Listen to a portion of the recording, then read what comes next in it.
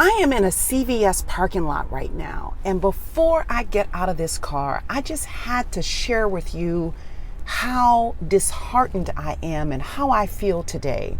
So yesterday's B moment, I talked about being a good shepherd, and these parents who were innocently shopping for school supplies and birthday decorations, tell me what mother can't relate to that, were innocently gunned down. They threw their bodies across their newborn son's life to save him. But of course, in the process, their lives were lost. And then today I talked about the power and the importance of being unscripted, just saying what the truth is and stop denying what that is.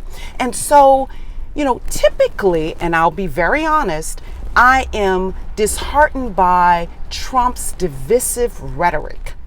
But today, I find that that's not really at the core of what's bothering me. And maybe it's just because I've grown to have such very, very low expectations of him. But what I am so disturbed about is this silent majority.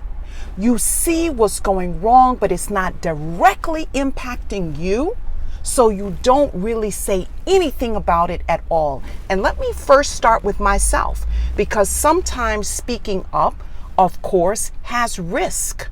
And risk, you can get fearful, and I understand that. I have a very loyal following of B Moment listeners, and the audience is continually growing. And so I'm often here to speak and talk about the word of the Lord and how I experienced that in my life. So I want to be considerate of all of my listeners. So sometimes I might not say everything for the fear of, one, offending some of my listeners, and two, losing those listeners. But this is a moment that I cannot go on. Wrong is wrong. And the same thing is happening in Congress right now, right? You get people that are so vocal and speak out, and right now it's just chirp, chirp. I don't hear anything. The Christian community is a very vocal, active community. Where are you? Where is the outrage among my Christian moms? And do I see it among some? Yes, I do. Do I see it among enough? No, I don't. And Dr. Martin Luther King tells us it's not the words of our enemies that we will remember, but it is the silence of our friends that will stick with us. And so today, we just have to begin to speak up and speak out and be less self-interested about the cost of being unscripted and telling your truth and how that can directly impact you, but rather look at how it can serve the greater good.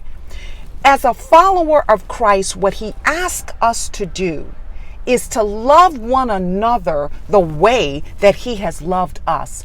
And so today I'm asking you, lose your fear, speak up in the name of love. And now this is not necessarily a B moment, but it's being in the moment with me, because I am unscripted, sharing with you from my heart.